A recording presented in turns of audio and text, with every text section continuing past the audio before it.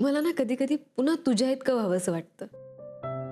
हवं तेव्हा झोपायचं, हवं तेव्हा रडायचं, हवं तेव्हा हसायचं आणि आपल्या हसण्याने सगळ्यांना हसवायचं.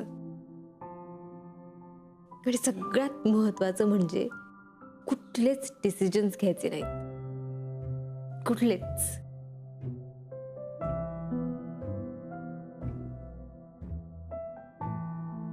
खूप टेन्शन येतं ग काही डिसिजन्स घेताना. अशा वेळी आपल्याला काय हवंय आणि समोरच्याची आपल्याकडनं काय अपेक्षा असते काहीच कळत नाही. मग प्रत्येक गोष्टीला वेळ लागायला लागतो. आता होकार किंवा नकार हा काही अभ्यास करून दिलेला परीक्षेचा पेपर नाहीये. तसं असतं ना तर मी टॉप केलं असतं, पण इथे कधी कधी होकार सुद्धा नापास करू शकतो. हाच प्रॉब्लेम आहे.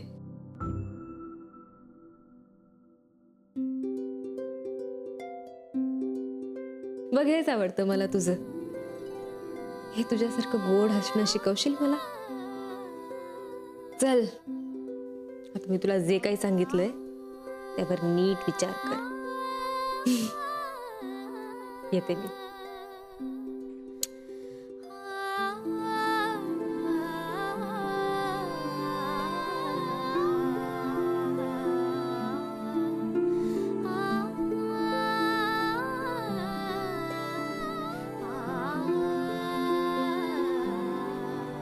जरा बोलायचं होतं.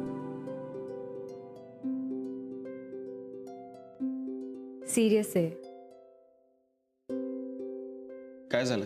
मी खूप गोंधळले आणि अचानक दडपण आल्यासारखं वाटतंय.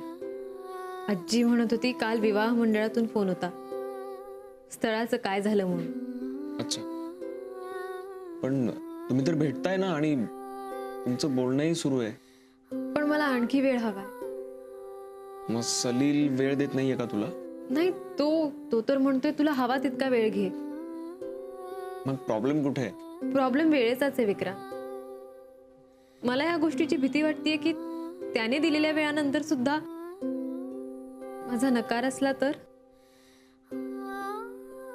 तो खूप खूप समजून घेतोय मला, पण या समजूतदारपणानंतर सुद्धा मला त्याला होकार द्यावासा नाही वाटला तर. हा म्हणजे असं होऊच शकतं. आणि वेळ हा तो विचार करायलाच दिलेला असतो ना.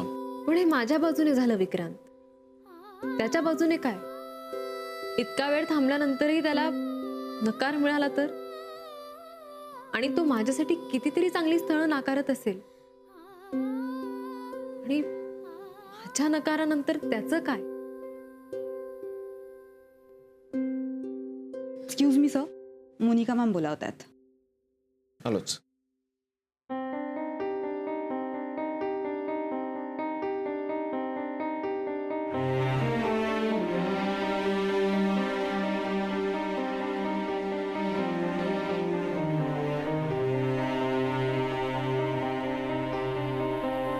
काय झालं? विक्रांत, मला कंटाळा आलाय. तू मला इकडे एकटं का सोडून जातोस? आता मी शुद्धीवर आले ना, मग बेशुद्ध असल्यासारखं टाकून का जातोस तू? मोनिका, हे बघ, तू बेशुद्ध होतीस ना, तेव्हाही एकटी नव्हतीस आणि आत्ताही नाहीयेस. आणि तुला काही हवं असेल, काही लागलं तर तू स्टाफला बोलावूच शकतेस. स्टाफ बद्दल नाही बोलते, तुझ्याबद्दल बोलतेय. मोनिका, तुला हे चांगलं माहितीये की मी 24 तास नाही देऊ शकत तुला. तू मला 24 तास द्यावेस अशी अपेक्षाच करत नाहीये मी. सूप भरवलं होतंस ना मला, तेव्हा किती वेळ होतास तू माझ्या बरोबर? विक्रांत, त्या सूपपेक्षा तू माझ्या बरोबर असणं माझ्यासाठी जास्त महत्वाचं होतं. तू नुसतं बरोबर असलास ना तरी मी लवकर बरी होईन. मोनिका, हे बघ, तुला बरं वाटावं म्हणून बाळ तुझ्या जवळ असणंही पुरेसं आहे आणि त्यामुळे तुझा एकटेपणाही जाईल. एकटेपणाचा प्रॉब्लेम सॉल्व्ह होईल? नाही सॉल्व्ह होणार. एकटेपणाचा प्रॉब्लेम. कारण आता तुम्हाला डिवोर्स देणार आहेस ना. आयुष्यभर एकटंच राहायचंय मला.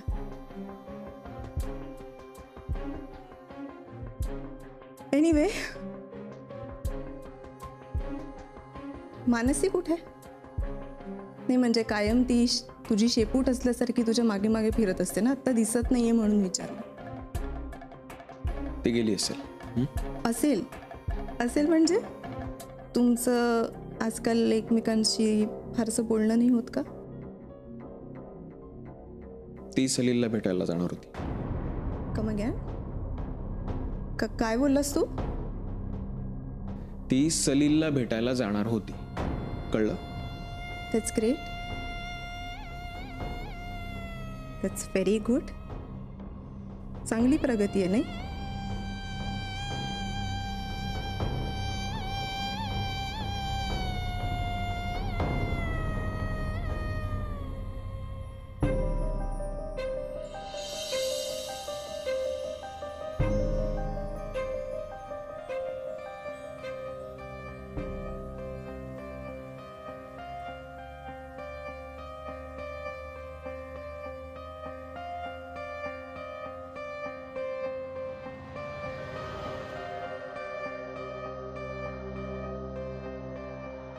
मानसी, तू इथे काय करतेस? मी घरी जाण्यासाठी रिक्षाची वाट बघतेय. अगं पण तू सलीलला भेटणार होतीस ना. अरे त्याची मीटिंग लांबली म्हणून तो म्हणाला काही थांबू नको माझी वाट बघत. ओ तू सोडशील मला? नाही, का? तू माझी मैत्रीण आणि कलिग आहेस. असं कसं सोडू तुला? हा पण तू जर घरी सोड म्हणालीस तर सोडू शकतो. क्रांत,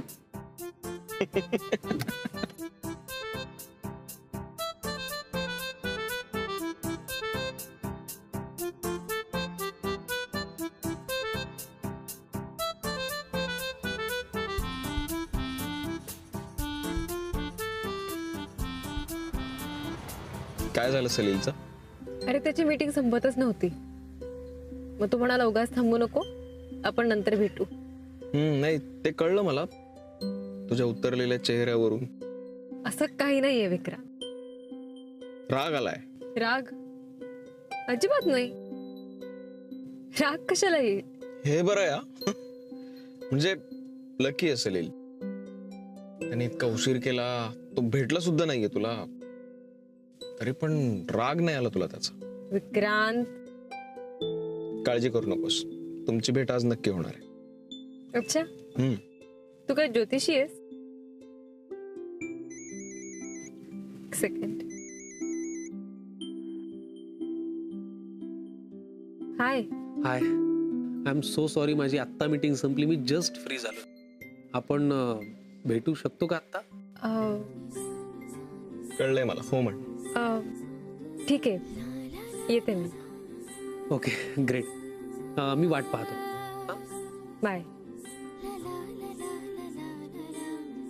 सॉरी विक्रांत, परत मागे जावं लागेल.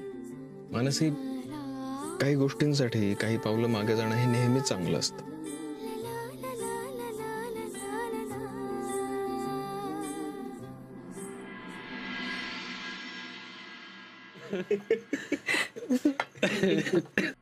बास झाला आता विक्रांत.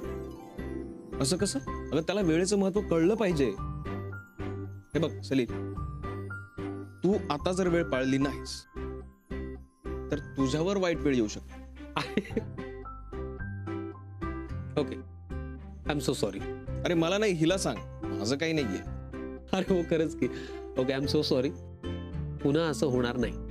It's okay. मला राग येतो, पण तुझा येत नाही असं म्हणायचंय तिला.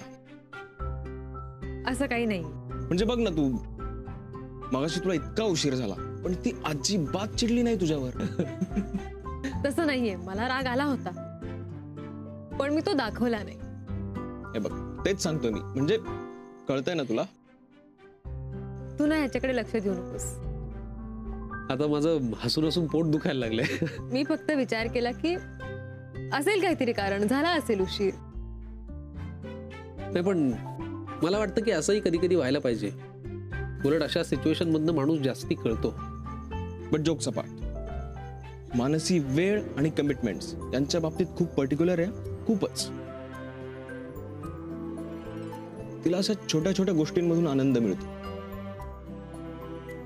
आणि ती कुणालाही म्हणजे कुणालाही गंभीर नर्वस अजिबात पाहू शकत नाही.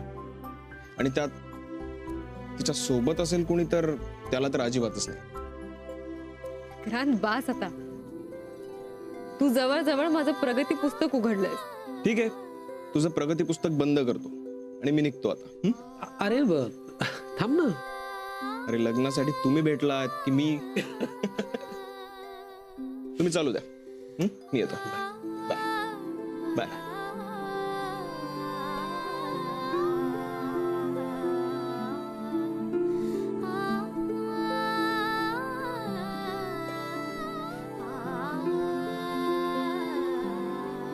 सलील पंडित बघता क्षणीच आपल्याला आवडला, पण त्याचं आणि मनूच्या भेटीगाठीचं काय झालं देव जाणे. हो ना. अरे आता या मनुष्य बोलायला जावं ना तर तिचा मूड कसा असेल देव जाणे. कारण अहो हल्ली स्थळ लग्न मुलगा हे नुसते शब्द सुद्धा तिला चिडायला पुरतात. पण आता गप्प बसून चालणार नाही. परवाच तिच्याकडे विषय काढला होता, तेव्हा नुसतं भेटला एवढंच सांगितलं तिने. पण पुढे काय झालं हे सांगायला नको का? आपण असं करूया का, आपण जावई बापूंना विचारूया का? अगं बाई एकटेच आले वाटतं. जावई बापू नाही, तुम्ही बसा बसा बसा, प्लीज बसा. हे काय तुम्ही एकटेच? म्हणू हा, ती सलीलला भेटायला गेली आहे. मी तिकडनंच येतोय आता. चला आता चिंता नाही. अहो आम्ही आता याच विषयावर बोलत होतो आणि आम्हाला वाटलं की या मोनाच्या बाळणपणाच्या गडबडीत एक चांगलं स्थळ गेलं की काय. जावई बापू एक बोलू का? हा बोला ना. तुम्ही ना मनुष्य ह्या विषयावर बोलाल का? कारण कदाचित तिला आमच्याशी नीट बोलता येत नसेल. आणि अहो त्याने त्याचा होकार तर मनूला पाहिल्याच कळवलाय. आजी आजोबा, सगळ्यात अगोदर तुम्ही मनातली भीती काढून टाका, ओके? आणि मानसी स्वतः बोललीये माझ्याशी या विषयावर. तिला काही समजवायची गरजच नाहीये. तिला सगळं नीट कळतंय. तुम्ही फक्त घाई करू नका. कसं आहे, आत्ता ते एकमेकांना जो वेळ देत आहेत ना तो वाया नाही जाणार. पुढे काही चांगलं घडणार असेल तर हाच वेळ ती इन्व्हेस्टमेंट म्हणून समजा. आणि सलील येईल तिला सोडायला. येऊ मी? बघा किती छान समजावून सांगितलं त्यांनी. जावई बापू आणि त्यांच्या घरची माणसं बघितली ना की मला अगदी राहून राहून वाटतं किती नशीबवान आहोत आपण. खरंय तुझं म्हणणं. चल जाऊया. हो चल.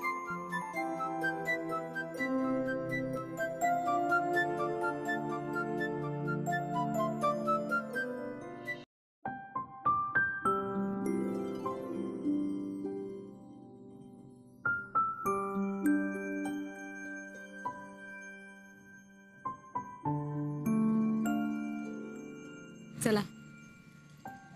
नाही म्हणता म्हणता भेट झाली आपली. तू नाही म्हणता म्हणता आपली भेट झाली.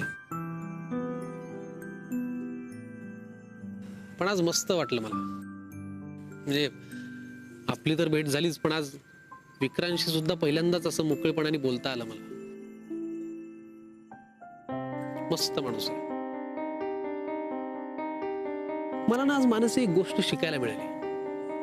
म्हणजे आपण असं दुःखाला कुरवाळत बसलं नाही पाहिजे. त्याला जितकं आपण कुरवाळू ना ते तितकं मोठं होतं. उलट त्याला असं निग्लेक्ट करायचं, ते लांब पळून जातं. म्हणजे बघ ना, त्याची बायको दवाखान्यात आहे, तिला त्रास होतोय, ती आजारी आहे, पण हा खूप असा बॅलन्स्ड होता. त्याने त्या दुःखाचा बाऊ नाही केला. मला जेन्युइनली आज असा खूप आनंद होतोय की अशी चांगली माणसं माझ्या आयुष्यात येत आहेत. आणि त्याही पेक्षा ही कल्पना जास्ती सुखावणारी आहे की ही चांगली माणसं भविष्यात आपल्या आयुष्याचा एक भाग असणार आहे. असं खूप आतून बरं वाटतं, खूप सुखावल्यासारखं वाटतं. मानसी, ऍक्च्युली मला तुला काही विचारायचंय.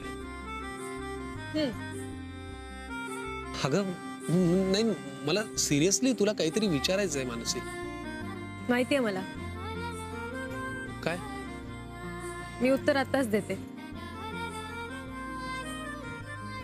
मी बरी आहे. I am fine. Absolutely fine. अगं इतके हसले होते ना मी सकाळी. थँक्स. थँक्स का बरं?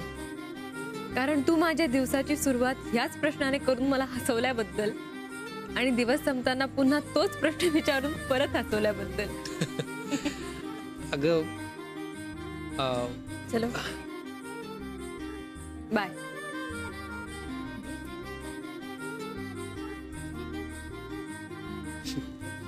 बाय.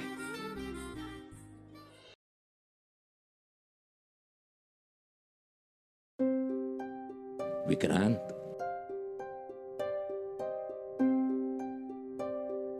विक्रांत बाळा. काका अरे असू दे असू दे. बसा. काही नाही रे, गावाहून आलो, सगळ्यांना भेटलो. तुला भेटायचं राहिलं होतं, म्हटलं तुला भेटूया, तुझ्याशी बोलूया म्हणून इथे आलो. काय रे, काही टेन्शन आहे का? थांब, मी तुझं डोकं चिपून देतो. काका काका मला आठवते की माझ्या मेडिकलच्या फायनल इयरच्या एक्झामच्या वेळी तुम्ही असंच माझं डोकं चिपवायचं. तेव्हा जेवढं टेन्शन होतं ना, तेवढं टेन्शन आताही आहे. अशा वेळेला वाटून राहतं की अशा प्रसंगी मी हजर असायला हवं होतं. खूप मानसिक त्रास होत असेल ना तुला? काका झाला थोडा, पण पण मला खात्री होती की तुम्ही आपल्या गावच्या देवाला सांगून सगळी सूत्र हलवणार.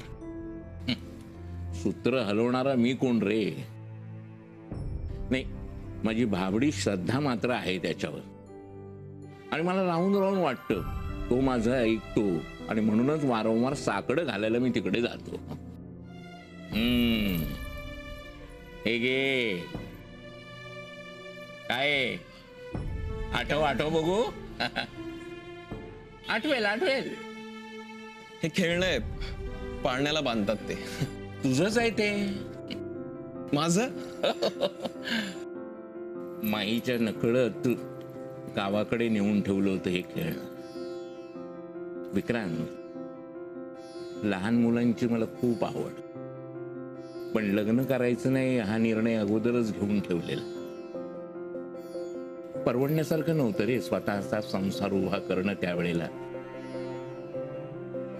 मग काय, माईचा आणि माझ्या सदादादाचा संसार स्वतःचा समजलं आणि त्याच्यातच एकरूप झालो. त्यावेळेला हे खेळणं मी लपवून ठेवलं होतं गावाकडे. ते घेऊन आलो खास तुझ्यासाठी. तुझ्यासाठी नाही, तुझ्या लेकीसाठी. काका पाळणा इथेच आहे, तुम्हीच बांधा. असं म्हणतोस? ठीक. हे बघ, मोनिका आणि बाळ आपल्या घरी आलं ना की या घराचं रूपडं बदलणार. मोनिका पूर्णपणे बरी होणार आणि चकुलीची काळजी घेणार. नक्की घेणार. चल येतो. काका काय बाळ?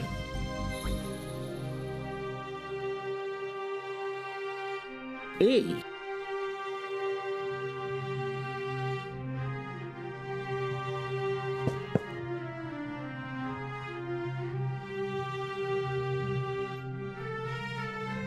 सगळं छान व्यवस्थित होणार. काळजी घे स्वतःची. आईची आणि सगळ्यांचीच. चल, येतो मी. देवा काळजी नाही करायची.